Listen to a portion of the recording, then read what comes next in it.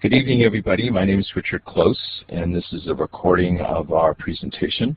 I would like to thank you for Blackboard and Steve and Lucy and the whole team for putting out this conference. And this recording will be for anyone's viewing at a later date. And we will go on from there.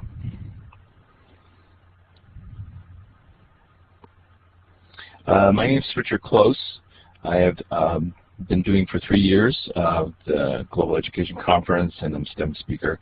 Prior to that, I had 25 years in corporate learning, particularly helping the IT learning market evolve and change, built the first technology center in New York City. Currently working on my master's at my ripe old age and gray hair and everything on adult learning, poverty, and technology.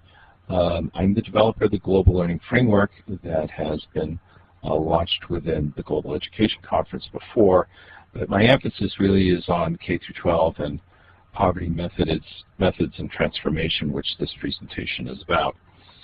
And I've written a couple of books, published in a couple of international journals, including ISTE. And enough of that, let's go on and learn something. In this agenda, we will talk about adult learning, uncommon in a common world, conflicts within the theories. We'll talk about the Great Divide, the forces at play. I'm going to go into some of the primary theories of adult learning and how faith and values click into that, and a definition of what is transformation, and strategies for all practitioners. And what I'm going to do, Robin, is I'm going to cut your mic off. You can just wave your hand. I'll bring you back in. So here we go.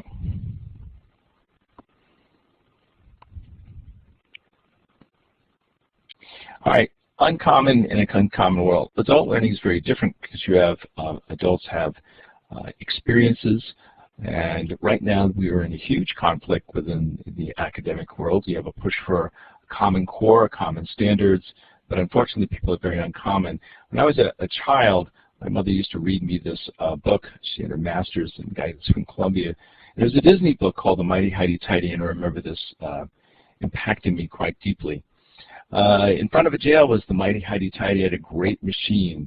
Now, he said, begins the fun. We'll take these folks and stretch them a little here, squeeze them a little there, press a bit, flatten a bit, until their forms are just like mine. The people shook their fists and cried out loud angry shouts, but it was no use. One after another, the short, the tall, the fat, the lean, were crammed into a wide metal-mouthed, dreadful machine, and one after another they popped out incredibly square.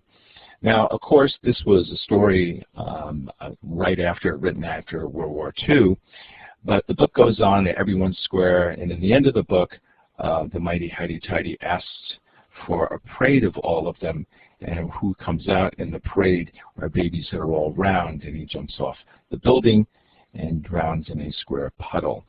But unfortunately, Common Core is in conflict with the adult learning theories, and we'll go on with this right now.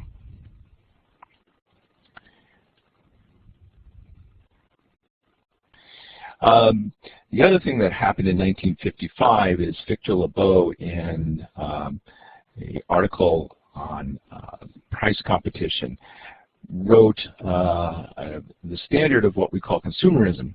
Our enormous productive economy demands that we make consumption a way of life, and that we convert buying and the use of goods into rituals, that we seek our spiritual satisfaction and ego satisfaction in consumption.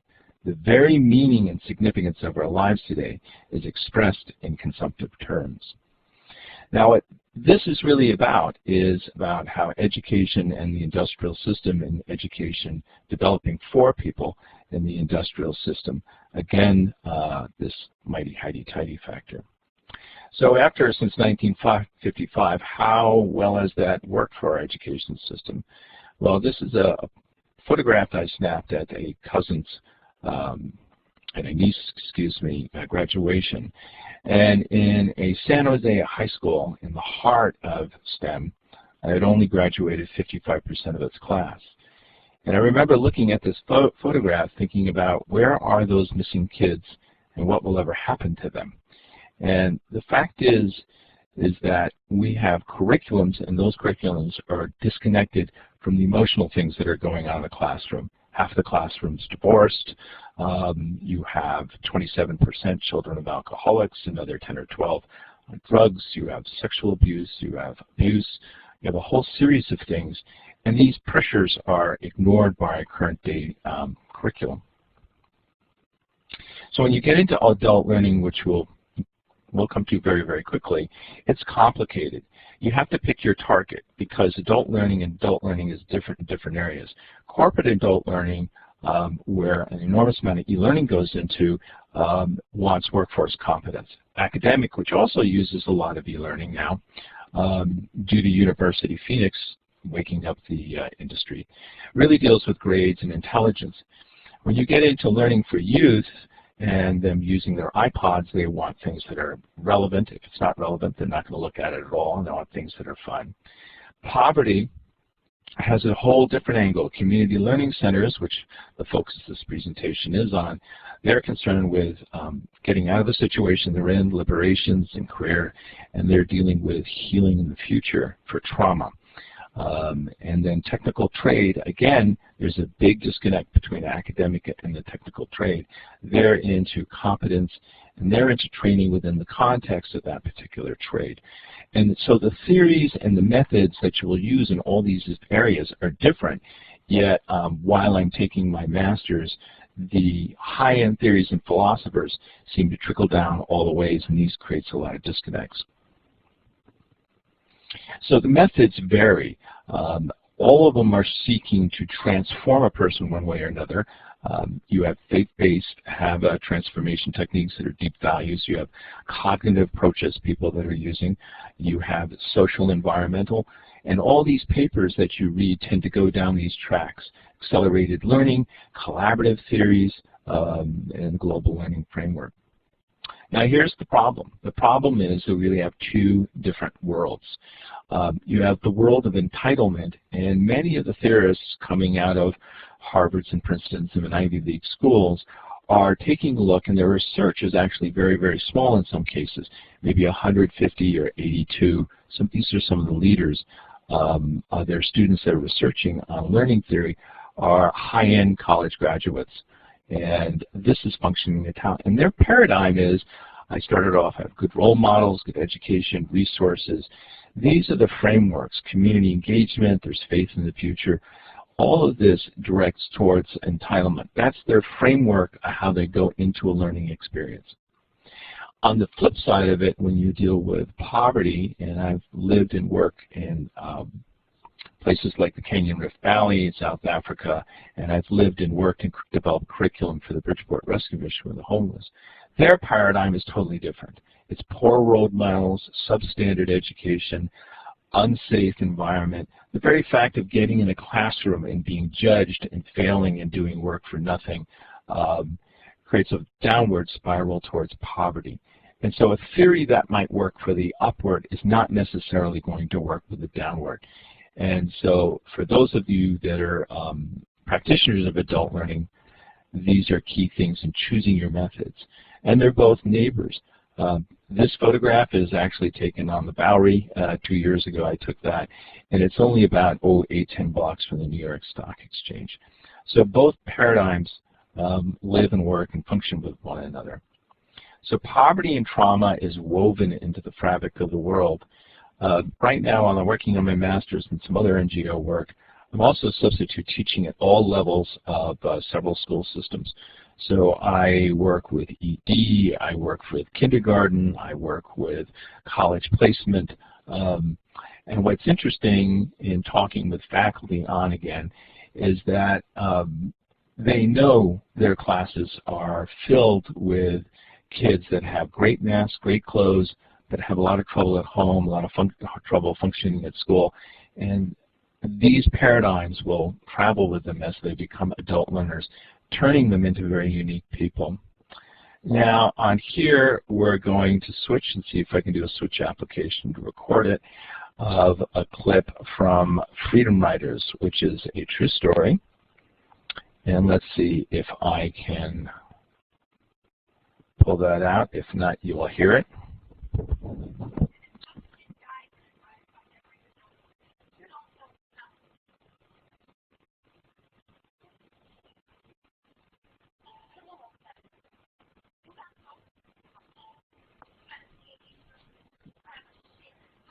what I will do is I will add the links of the videos that we will use in the show.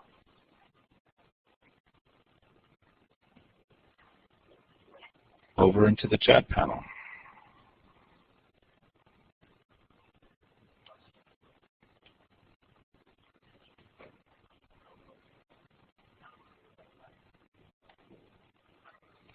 And so you can copy the first one of these links into your YouTube channel. Unfortunately, it's a crude way to do it.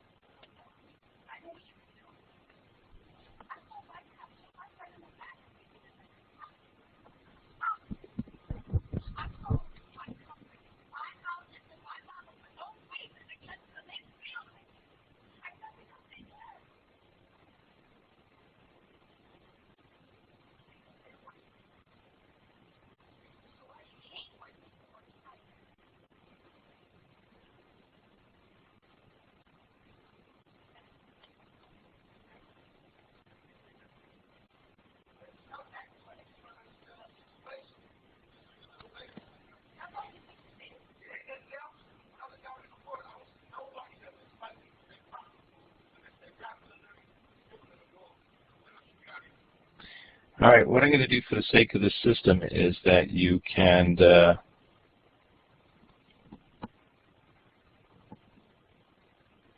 what you can do is follow those links. And I will just continue on. You can see the link right on the PowerPoint.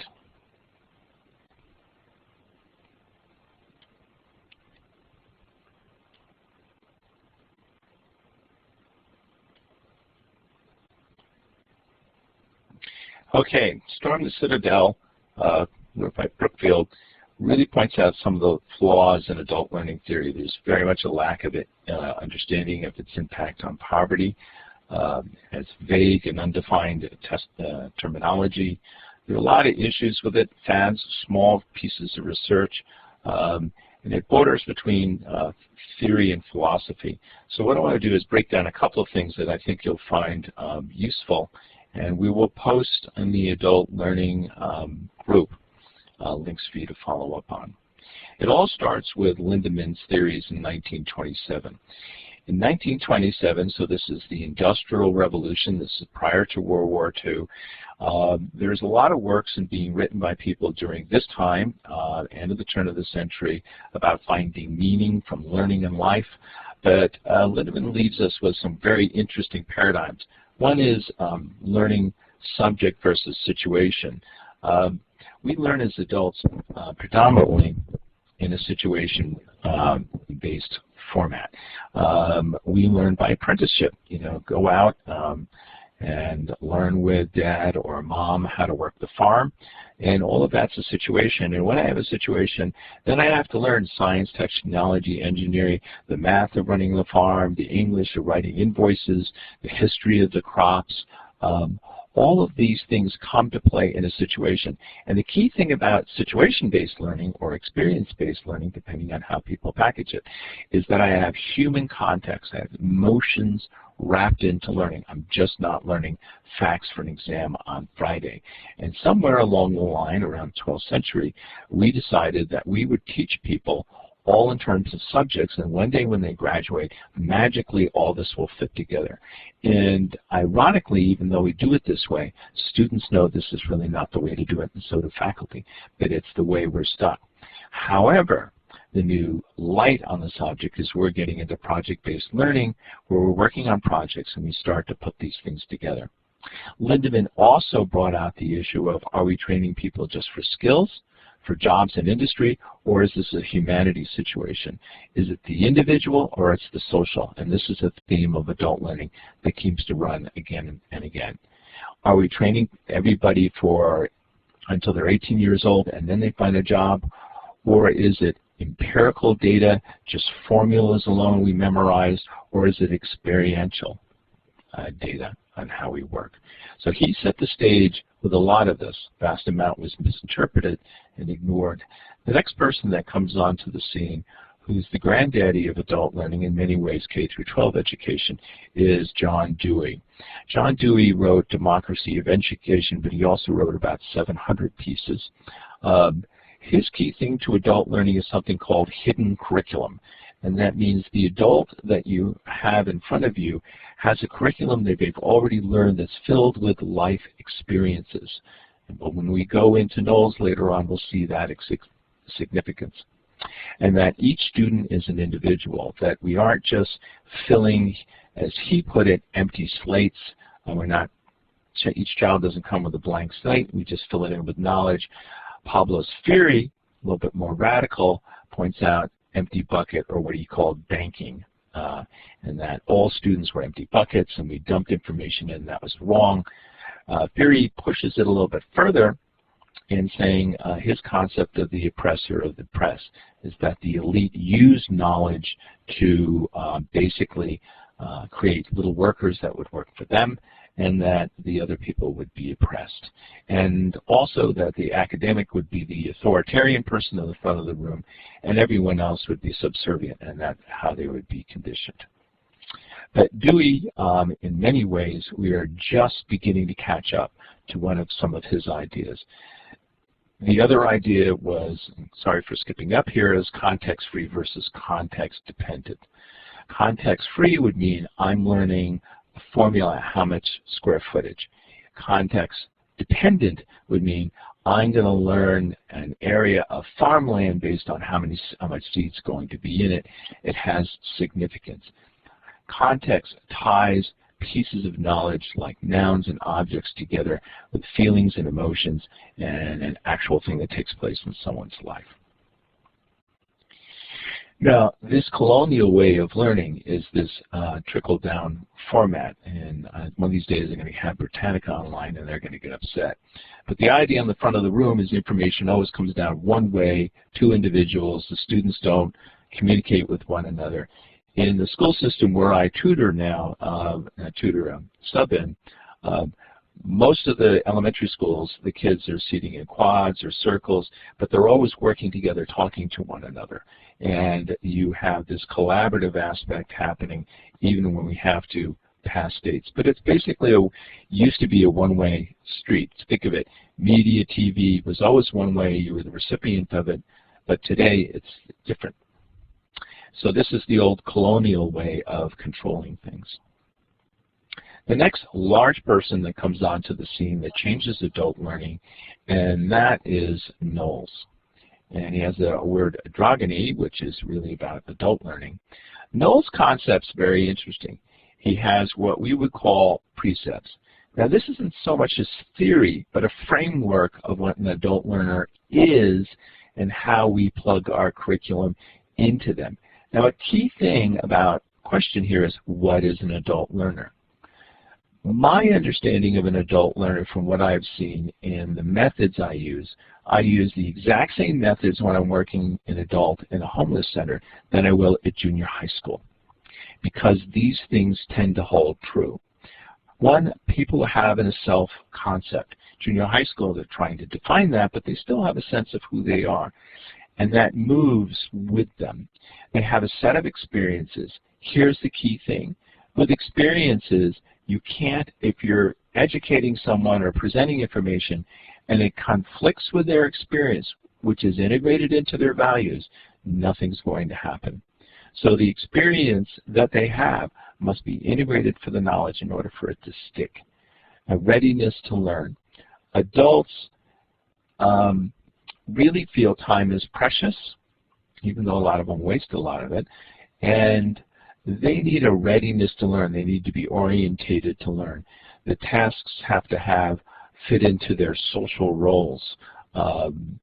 So this is a key element. And the readiness is also a shifting gears. A lot of times when I teach classes, I'll shoot it off with a YouTube or of some nature that stirs up inner emotions that they're hip to, and then go on with the learning. Case in point, in high school, I had to do, we were doing Macbeth. I couldn't figure out of any more dry material than Macbeth.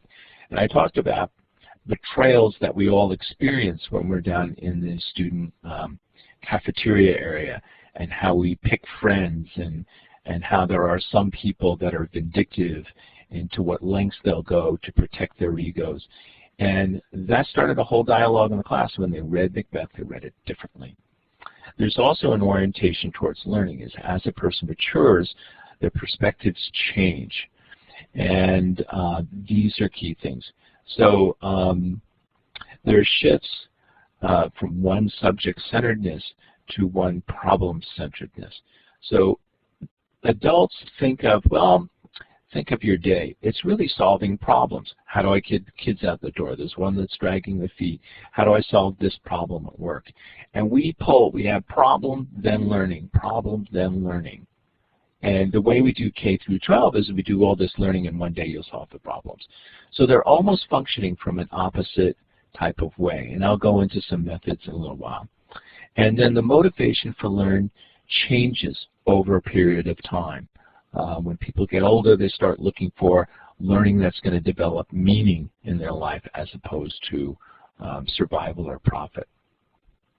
The other thing about adult learning is, as we throw a couple of years on, we are awesomely uncommon.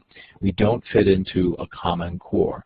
Our religions are different, our cultures are different, our jobs are different, and those differences all play a more dramatic role when we begin to work with them. If you are working in an adult learning center, one of the first things you do is intake, is you do interviews, you do assessments. You really find out where this person's coming from. It's not a matter that they're at a low literacy level. They're not going to, that's not a motivation for them to be at a high literacy level. What the question is I'm a grandfather and I have grandchildren now. I don't know how to read. I can't read them a bedtime story. That's what it's about. And that's what's so cool about teaching in this particular area, is they know what they want. You have to feed them the literacy or the formulas or whatever based on what they want. Now, faith-based versus secular is a very interesting thing, because new paradigms, the kind of old ones between academia, it's extremely anti-religious. But I threw this slide up to just give you the ideas of the different worlds. In a gospel rescue mission where you have new life programs, educational programs that take a year or 18 months, they have inherent value systems, where an academic system, you deal with relativeness, where I sit back objectively, and whether it's this or that really doesn't make you do it. I'm analyzing it from my own point of view. There is an inherent purpose within a person as a value system, and in a secular base, someone has to figure out basically where they fit into society. The common core of the common value within the faith base is to love one another, and all the value systems are supposed to structure around that core value. Whereas academic is more a Simon and Kirschenbaum, values clarification, where values are a collective sets based on the group you're with, and those are different. But I don't have to go into much more of that. But they're very different paradigms. When I talk about the two funnels of the two different worlds, this is a poem that a gentleman wrote in a homeless center, and it just shows you the battle between one paradigm and another paradigm. I shut myself out of the world. You invited me in. I have raged against my brothers. You gave me love. I was a slave of my addictions. You have set me free. So you can see the two different value sets struggling with one another. And this is very true of poverty in general. One of my good friends is one of the lost boys of Sudan, who survived a 1,000-mile trek for a year. He was 6.5 at the time.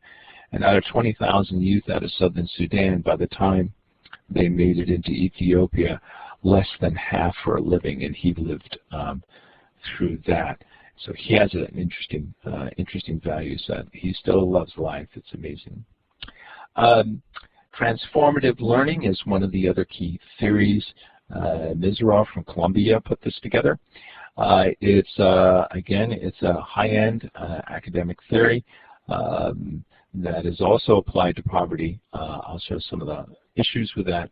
But the idea is that people have different frameworks that they're coming from, like the funnels I explained, and they go into a reflective or reflection process. And they sit down and evaluate their different principles, basically what works, what doesn't work, based on their own paradigm. And those things come together with a point of review. I could be a Democrat, I could be a Republican, I could be neither, I could just sit back and look at them. And the criticism of this excuse me, reflection, putting so much attention on reflection is putting so much attention on the intellect to change. So let's go. Now let's go back to those spirals, and we'll talk about transforming a person. How do I really change someone?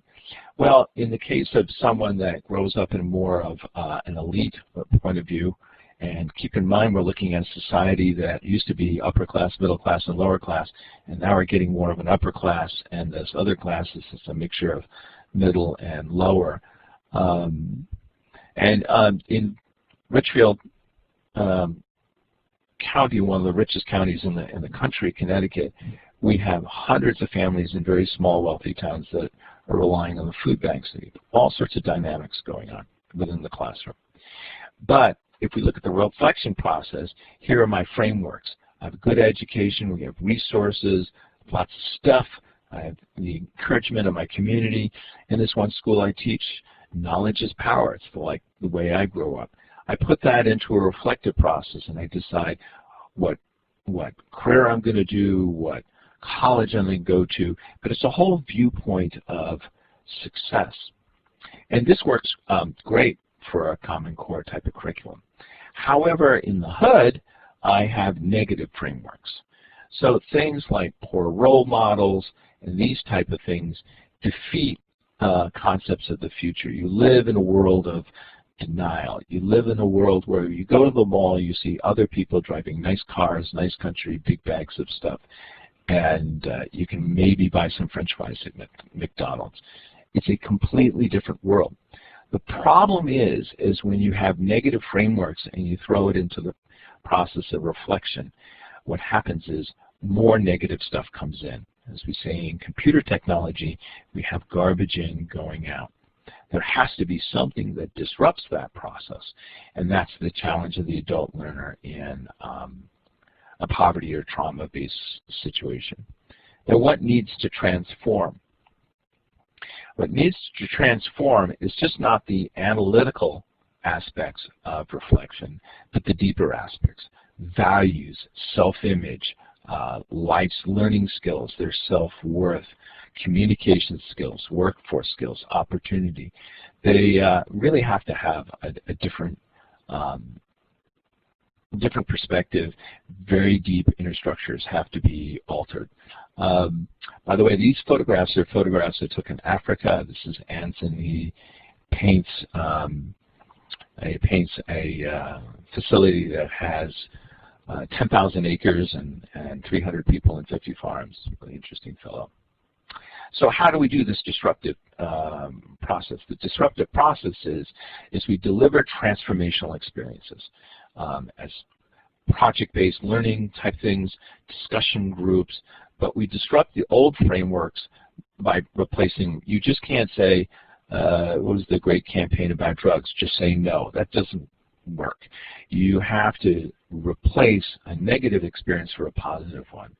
They have to learn that if they hand in a piece of paper, someone will think it is great. They won't get an F from it. They have to feel, if they're studying, that they're in a facility that places people once they've gotten their GED, so the GED isn't for lost.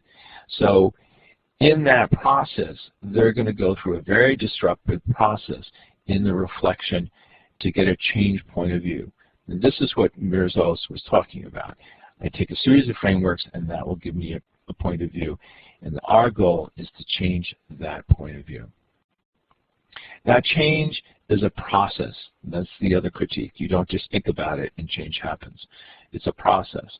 And this is, William Briggs is from the corporate world, but I see the exact same process happening when people come into a mission homeless and they work their way out, and as they come out to the end. And that could be that they start with an ending. You could think of an alcoholic this way too. I am no longer to be that, so there's a pattern that's going to break, that's going to hurt. I'm going to change. My company's been acquired. But I have to get through this barrier of letting go and being willing to change. The next thing, I go into a neutral zone. I go into a period while change is taking place. I could have feelings of being lost, or I don't fit in, all of these things. And then there's new beginnings. There's fear of going into the new beginning. What's going to happen this way or that way? All of this is the human element of adult learning, where you have to have mentors, educators, and other students that are at various stages of this process as examples to carry them on. It's an enormous amount of time in convincing people how to carry on.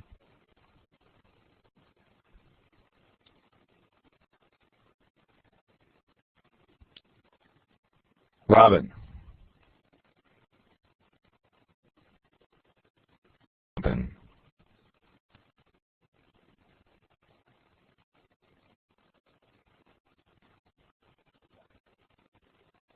Okay, I will just go on. I see a hand flagged, and I'm trying to pull it up.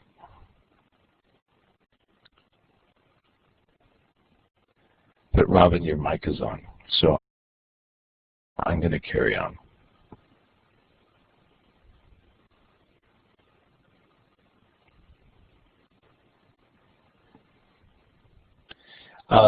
Your first secret weapon is people.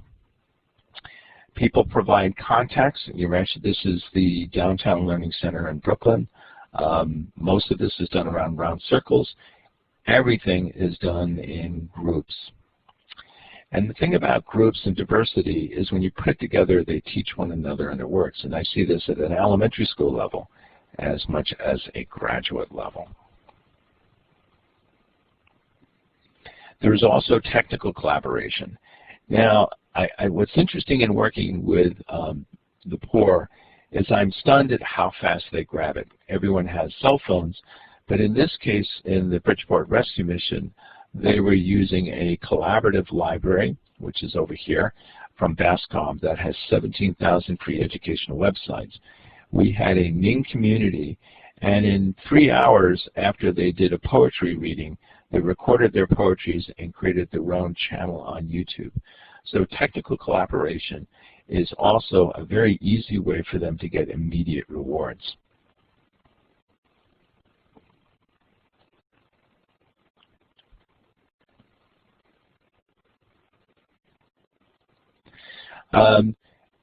Assessment is also as an empowerment tool.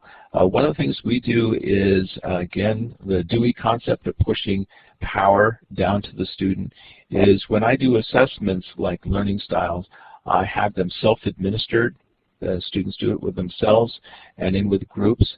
They learn their own learning styles, personality types, and they talk about it openly with one another. We do life skills, listening skills, use writing to heal. But all of this is tools that we don't teach them down, we have them teach one another. And that it is a very empowering, it creates a love for learning, which is the most important thing to do. The other thing is on UNESCO's 4 Pillars. This, interestingly enough, is a values-based system where they look at learn to know, learn to be, learn to communicate, learn to do. You can see this is not a curriculum, but this is being comfortable in doing these things. This program is a UNESCO program we got a grant to do where we're teaching digital story in Africa. This link we put up earlier, and I would advise you to see this link of why adult learning is awesome. It's based on a true story where an 83-year-old man in Kenya joins the 1st grade class. This made such a ruckus that he ended up speaking to the UN about adult learning and the right to knowledge. It is a phenomenal film. Every educator should definitely watch this. A theory into practice. All right, this is going to go through a series of slides for recommendations for you if you have a learning center or looking at it. First of all, for the adult learner, it's a total experience, almost like going into a grocery store. I'm dealing with my personal culture, remember Knowles, the community I came from, and then the center has a culture. Content is a piece of it, but it's not the total piece. The methods of working together as a group and being loving volunteers, all of these are the key things. People do not go to learning centers specifically for the content. They go because someone says a couple of things. First of all, they say it's safe. And this is the Women's Center I taught in Bridgeport, Connecticut. This amazing house was once owned by a doctor, and it's in the middle of the hood of Bridgeport. And it's beautifully restored. But it's a safe place, it's safe people, it's non-judgmental methods, there's positive mentoring, and love is most important. When women come in, and we did 2 cycles of our courses in there, when women come in, it takes them almost the first month just to adapt to being trusting to other women. The trauma is so deep from just the brutality of life, really. The next strategy is collaboration. Work collaboration into everything. When people work as groups, and you're not just dictating information or using e-learning or just doing workbooks, change happens. Even on the corporate side, this is very true.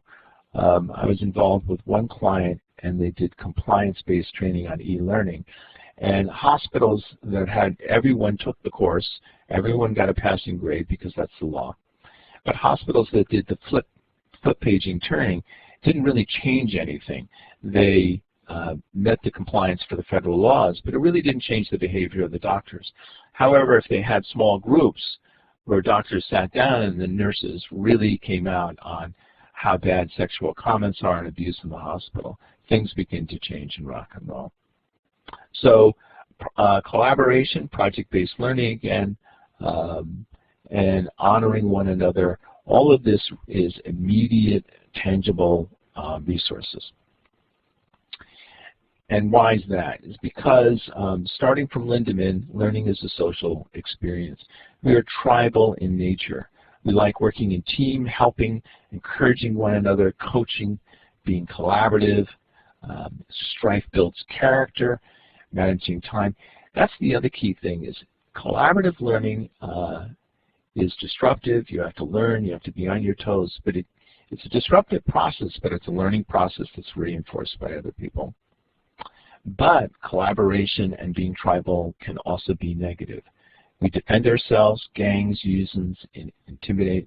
That's why I urge you to follow the links off to the Freedom Riders clip. And each one of these things can reinforce itself, or we can go it alone. And the go it alone thing, again, learning begins to disintegrate when you have an alone student, but also it can get dangerous as in Columbine. So the lone wolf syndrome is not one we want to work with. Keep in mind, adult learners have been hurt in many different ways. This is a framework I use, I created called the Global Learning Framework, Learning at a Time. There's other presentations on it. But basically, I start with a problem or a question. They go into a discovery process out on the internet, and they adopt. So this is the individual. Then they get together and figure out what they want to do or what their decision is made on it, and they work on it and share with it. So if I wrote this into a curriculum, like what is your gift to the world, they could do a VARC learning quiz online. They'll get a study guide. Then they can take a look at the report, think about it, reflect, and then share it with a group discussion. They can publish essays and poems on it, and they have journaling. So it's kind of a technique that I use, and this is put privately within the Women on a Ning and personal counseling. From a sociological point of view, the moment you share on the internet, you start changing the rest of the world automatically. And so this is where personal change creates global change, another philosophical point of e-learning.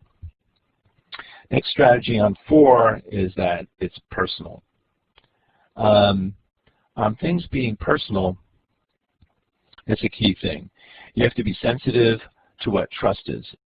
You win trust by understanding who someone is, what their background is, and being transparent. You can't clash with those values and learning will stop.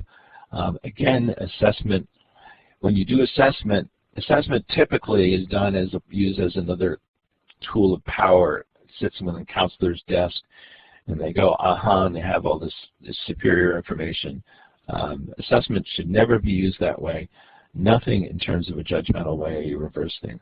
By the way, this wonderful woman living in near Livingston, Zambia, has been trained to be a clinician, and you can just see it on her face how that is. She's gone through terrible, terrible past, but the future is bright. And it's individuals, and privacy has to be respected. Again, you can see this is all very intimate. Dr. Joni Schwartz, when she did the Downtown Learning Center, every semester they would put out a book, all students. They had around 700 to 800 students on ESL and GED in Brooklyn. And they would publish these writings, poems and writings in this book, and it was actually read in Wall Street on B. Dalton's. It was a big thing. So you need to recognize and honor and encourage. They have to see this effort is going to end up somewhere. This is a video that, for time's sake, I won't show because we started late, but you can follow the link that's over in the chat area or in the adult learning group. I'll post it there. But this where a boy steps out and talks about his reflection of his life with the class and what the class means to us. It's a really moving clip. But you could use many things. You can use Writing to Heal. Freedom Writers, we sat down with the women and we watched it, and all of them said, we want our own journaling book, which you can see in his hand. And people started cranking out poems and all sorts of things at night. So this is the reflection process. And then reflection, collaborative reflection. It's interesting in some of the adult learning works on the academic side they talk about personal reflection. But if you switch over into the e-learning or corporate collaboration in engineering, they have collaborative reflection. And this is a common engineering technique where, let's say, we're creating a beamer and I have people in a variety of different parts of the country all talking about seat design and mechanics, and they're collaboratively working together. It's a collaborative reflection.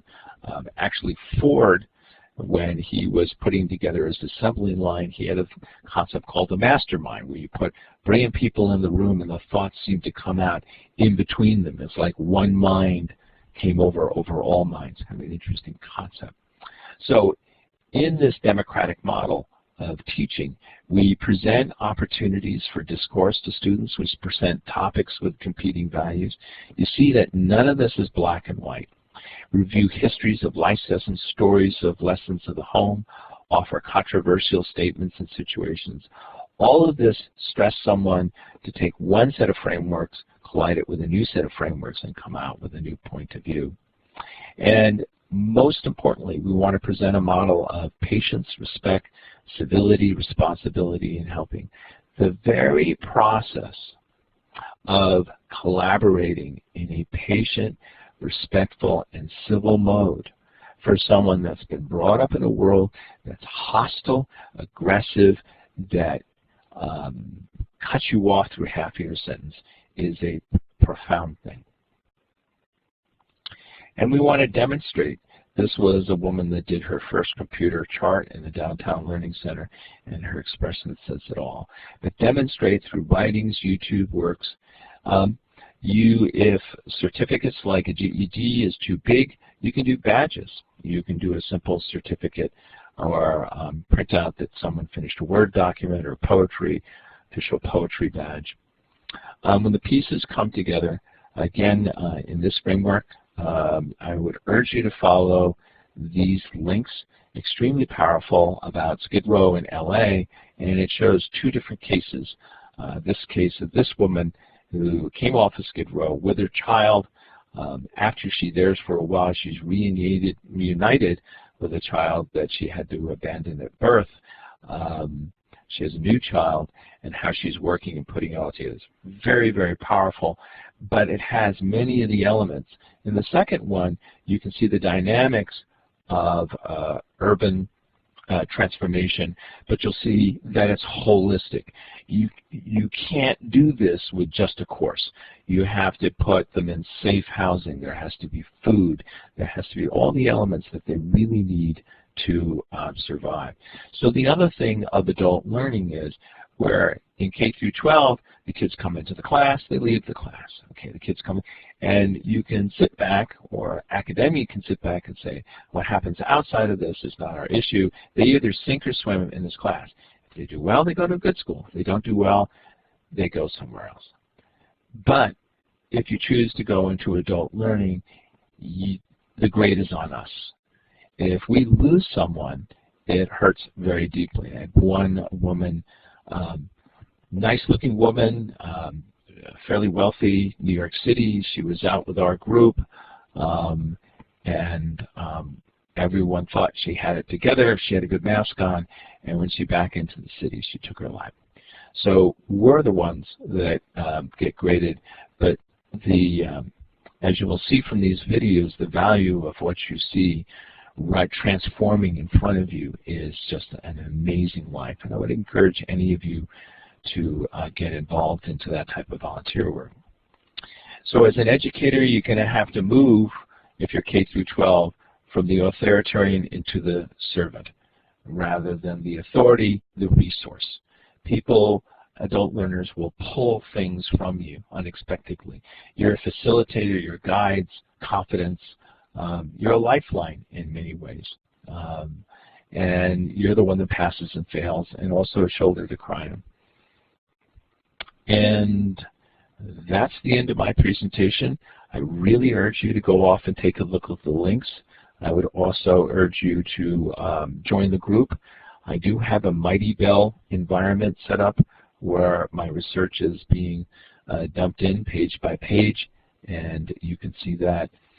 We are looking right now to return to Africa and build community learning centers there, and also polish up the curriculum and the work that we did in the homeless missions in Bridgeport.